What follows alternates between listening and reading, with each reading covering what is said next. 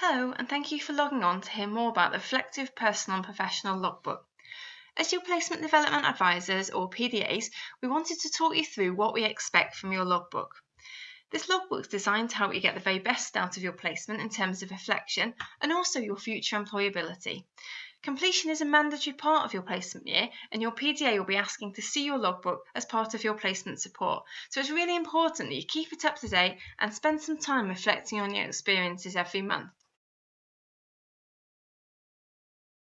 I'm going to spend a few minutes now briefly talking you through the placement intended learning outcomes. The first ILO is made an effective contribution to the employing organisation. So this one refers to always giving it your all, showing commitment and a positive attitude towards tasks, even when it might not be something you particularly enjoy or perhaps a task you might feel is a little menial. Remember that all tasks contribute to the organisation in some way. This ILO is also about going above and beyond what you've been asked, so using your initiative, asking questions to help further your knowledge and enhance your contribution. ILO 2 is about developing first-hand experience of a working environment, and in particular the problems and solutions encountered in human, financial and other resource areas. So this is about learning about the context of the organisation that it works in, and how the work of different departments feeds into the organisation as a whole. It's thinking about the impact of your role and your team and how this fits in with the organisation. So, for example, when a problem is encountered, how is it resolved? Who is involved? Is the solution always the same? Do different resource areas work in different ways? And does this work well, or are there challenges? It's remembering to think about the bigger picture of the tasks and the projects you're involved in and the impact this may have on other resource areas. You may get the opportunity to work in different departments or perhaps shadow someone from different teams to help increase your knowledge. ILO 3. This is about developing the interpersonal and technical skills to successfully complete your work. So here we're talking about skills that you've developed or learned. Have these been self-learned or have you attended training? What about your induction? Did you have any training during that? And are you utilising skills that you've used before, or have you had to learn a new way of doing things? You can also think about what systems or processes are involved in your job, and also thinking about how you can ensure that you keep learning new things as you progress through placement, and how you can continue to build on your knowledge. ILO 4. Consider the relationship between theoretical concepts and practical situations. So now you've already had 2 years at university where you'll have done lots of thinking about theories, lots of researching and essay writing. So how do these theories fit into the practical concepts of your job? And is this what you expected? You might want to look at things, for example, management, leadership theories. Does the way that things are done in your organisation align to these theories or refute them? And how can you use examples of things you've learned and bring those into your everyday role? ILO 5 asks you to reflect on how your placement experience may help and inform your future career plans. So has the placement helped you with the direction that you might want to go in? Or perhaps your career plans have changed? You might still be unsure, and that's also absolutely fine, and it's just making sure that you're using the placement experience to help inform both what you might want to do in the future and also aspects of a future role that you might not want to do. The final ILO, ILO 6, is develop the ideas and skills which will support the learning process within your programme of study. So here you'll need to be thinking about what you've learned from the practical experience from your role and how might that help in your final year. So for example, it might have helped already in choosing your final year options or thinking about your dissertation idea. But think also about your attitude and aptitude to study. Think about the skills that you can bring back from your studies that you've gained from your understanding of working in the practical context. Also think about things like the routine you've had on placement. How might that then be different when you're back to your studies? You'll need to ensure that you evidence all of these ILOs through your reflective logbook, and your PDA will be there to support you as they'll be reviewing your logbook progress as you go through the year.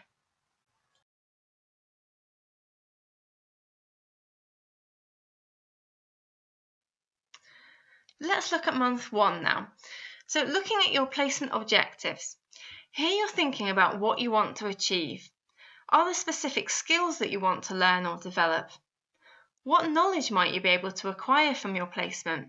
And what do you know about what the company may be able to offer to you?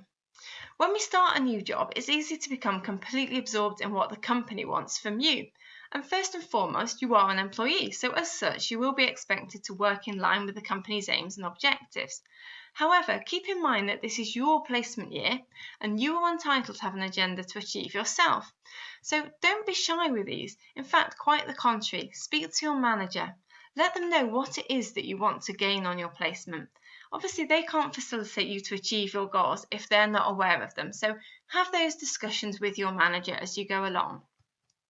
When you return to university, you'll have a metaphoric new tool bag at your disposal, full of your new skills, knowledge and experiences that you've gained on placement.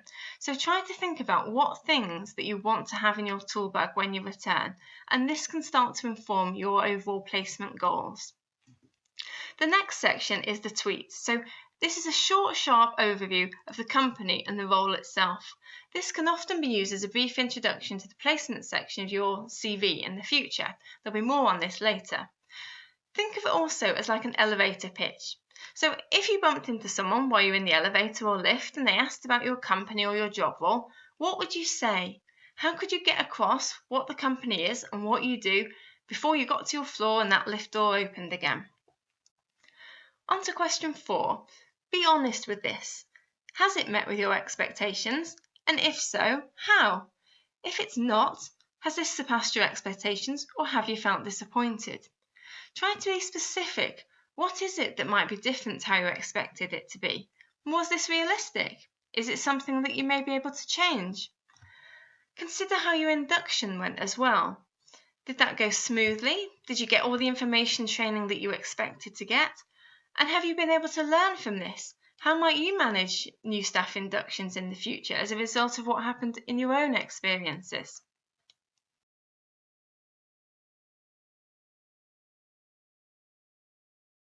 On to month 2.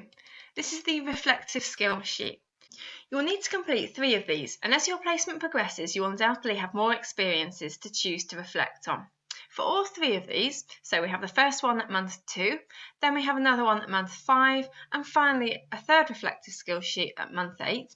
For all 3 of these, try to choose a key experience or situation, and don't be too general with that. There's no right or wrong answer, but the important thing is to be able to critically reflect and show what you have learned and can take forward. It's also a good idea to have a look at your final year assignment.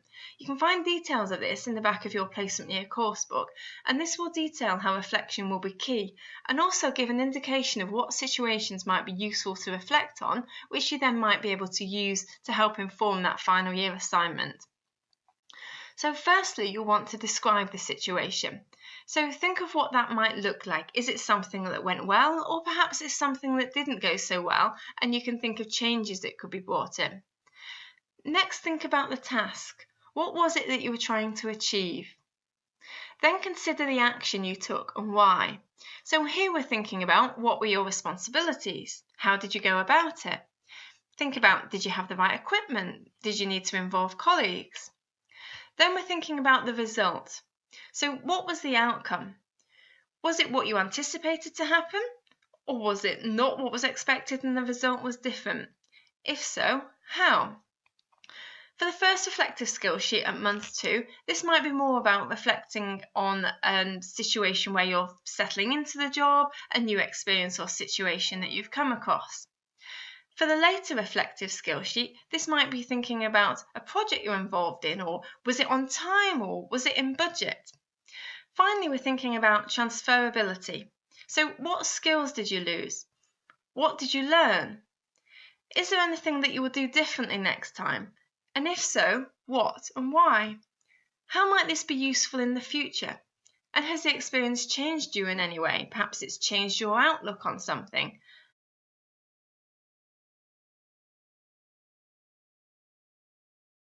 Month 3 is the first feedback form. Feedback should be obtained from your manager every 3 months whilst you're on placement. This is for your own benefit, so that this enables you to see what is going well and also areas that you might want to develop.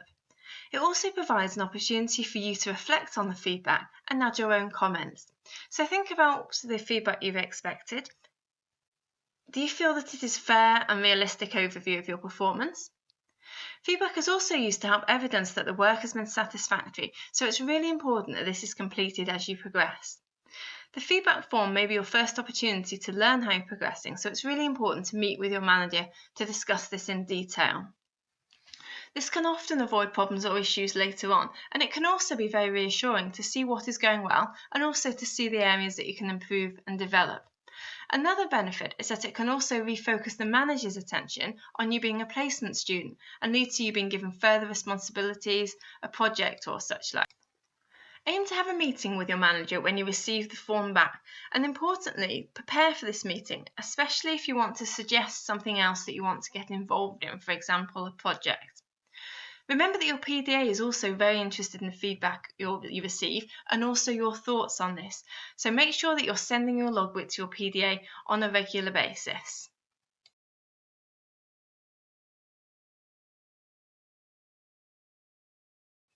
Month 4. Progress questions. Now that you've been on placement for a while, what do you feel you have learned so far? Is your learning progressing at an appropriate rate? For example, do you feel you're learning enough?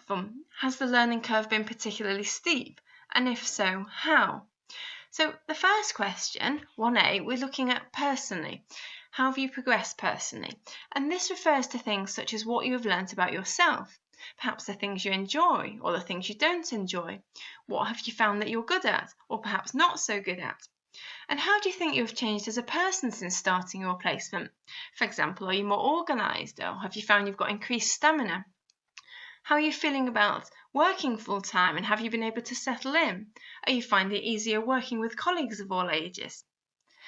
Next question, 1B, talks about how you've progressed professionally, and this can often refer to the who, why, what, where, and when. Question 2, where we're thinking about how you've added value. So remember that the organisation wouldn't be employing you and wouldn't have this particular role if you weren't adding value. So consider your tasks and responsibilities and identify how these contribute to the success of the business. Doing this will also help you gain a wider understanding and appreciation of the company you're working for. It might also highlight areas where you think you can do or offer more. So think about where you've been able to assist and help your team or department perhaps meet its targets or objectives. How have the tasks you've been involved in helped the organisation? And remember that however small the task, there is always a bigger picture. So take some time to think about how the tasks you perform might inform that bigger picture. What do you feel you've learnt so far in terms of the business or organisational knowledge and skills?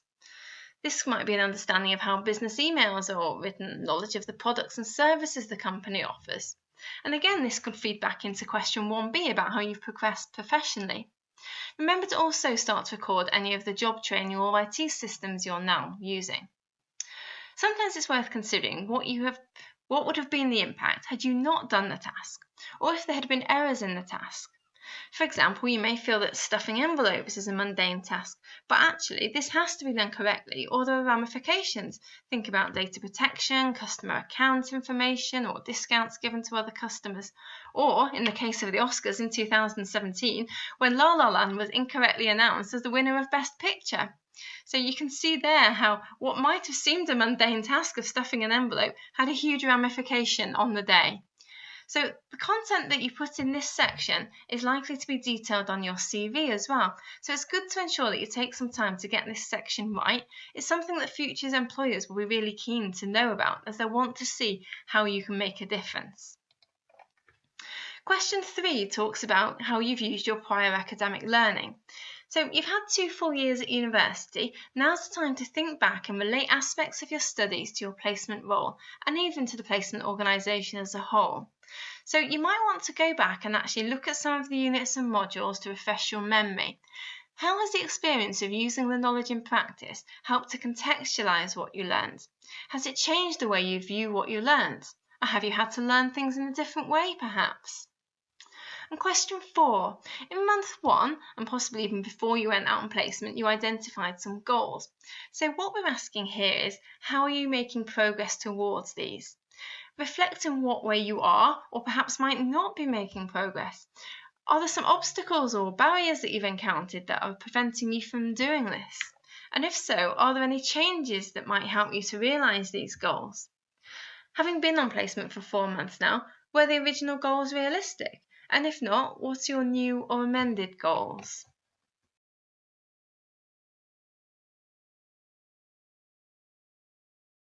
Month 5, reflective skills sheet.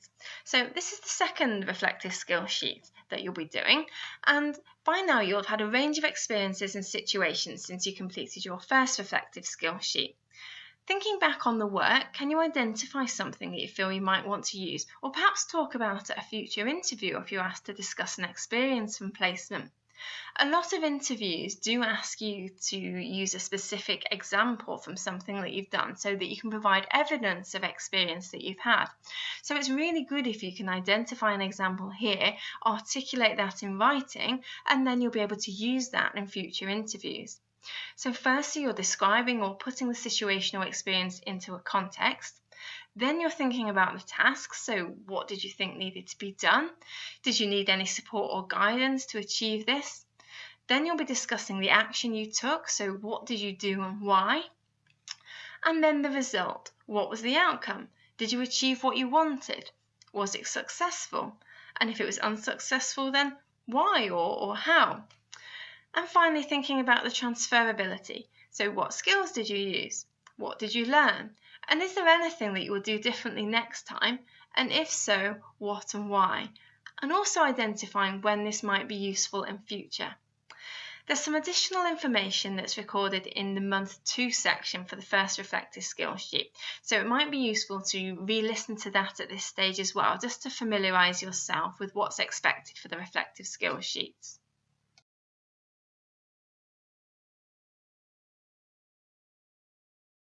Month 6. This is the second feedback form. If you've moved departments or if you have a new manager, then you can either give your new manager a copy of the first employer feedback form, that's the one for month 3, and then ask them to complete this one for month 6, or you can just ask your new manager to complete the first EF1 document at month 3 instead. Either way, as before, when you've given your employer feedback form to your manager, schedule in a meeting with them to review their feedback, and you can also use this as a way to highlight to them some of your achievements and progress. It's an ideal opportunity to ensure that your placement is still moving towards you achieving your goals. There's also opportunity for you to reflect on this feedback, so think about whether you're pleased with it, perhaps surprised. Were the comments what you expected? And also, what do you plan to take from the feedback to help you develop further? When you're busy in your role, it's often difficult to step back from what you're doing and assess your progress. So this is a really valuable opportunity to consider how you've developed, what skills and experience you've gained, and also what areas you can develop further to ensure that you're still steering the placement in the direction you want it to go in, and also working towards those placement goals.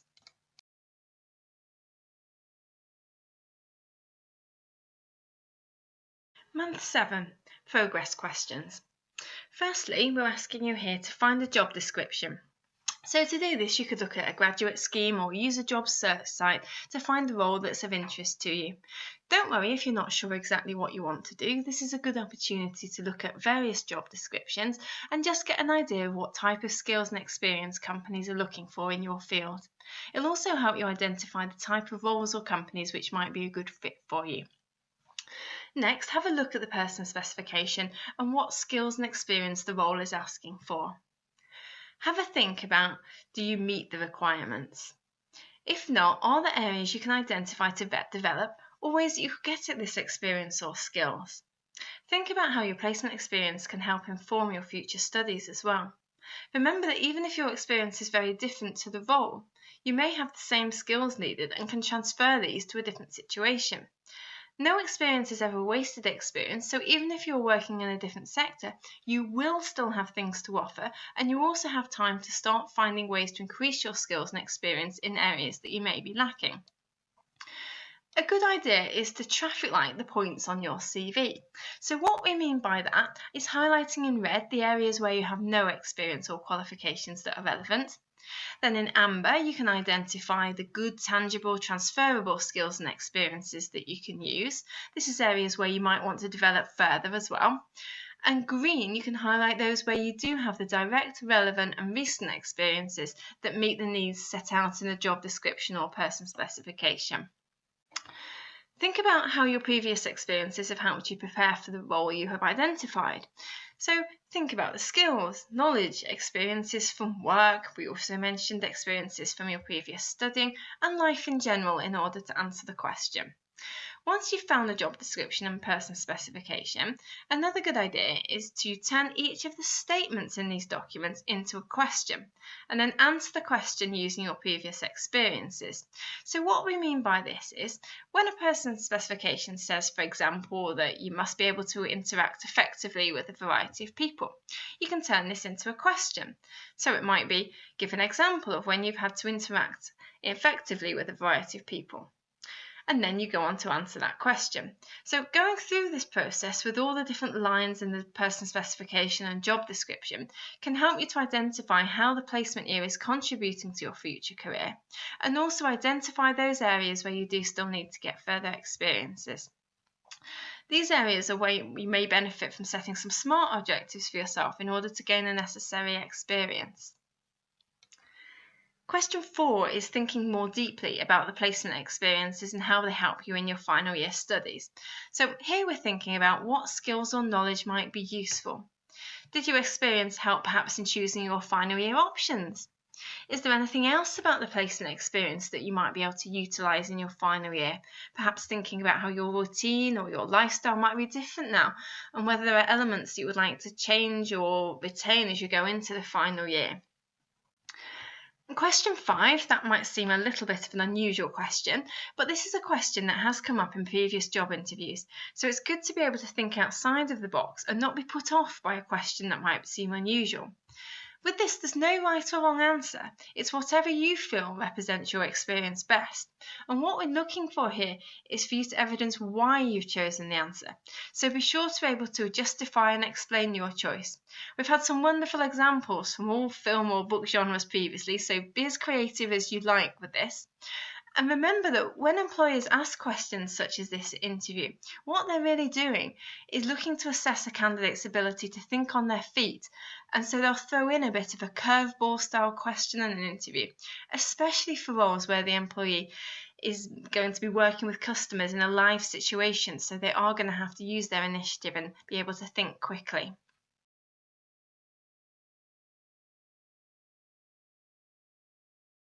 The final section of month 7 asks you to insert an updated CV. So have a read of the Careers at BU CV booklet. This has lots of useful information about the layout and format of the CV, as well as what should be included. There's also a really good CV builder tool on My Career Hub that you can use. Remember that employers are interested in evidence, so be sure to include examples of what you have done. If you mention any skills, then make sure that you back these up with examples of when and how you have used them. Be clear, specific, and succinct in the examples given. You want each example to get straight to the point and be short and sharp. Remember that you'll also have the opportunity to review your CV with your PDA, so it's really important, if you want to use that review time to the best, to have an updated CV that you've thought carefully about to bring to that review.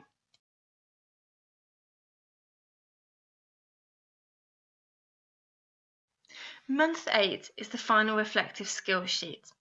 There's a lot more information on how to complete these in the month 2 recording, so have a listen to that. Remember at the end of month 8 that you'll be expected to send your work to your PDA to review. It's also useful to consider that the university has a number of prizes that you can apply for towards the end of your placement that intend to recognise your successes and achievements. There'll be further details of this as your year progresses, but there'll be an opportunity to use some of the information that's contained within your logbook to help inform your entry to some of these prizes if you'd like to apply.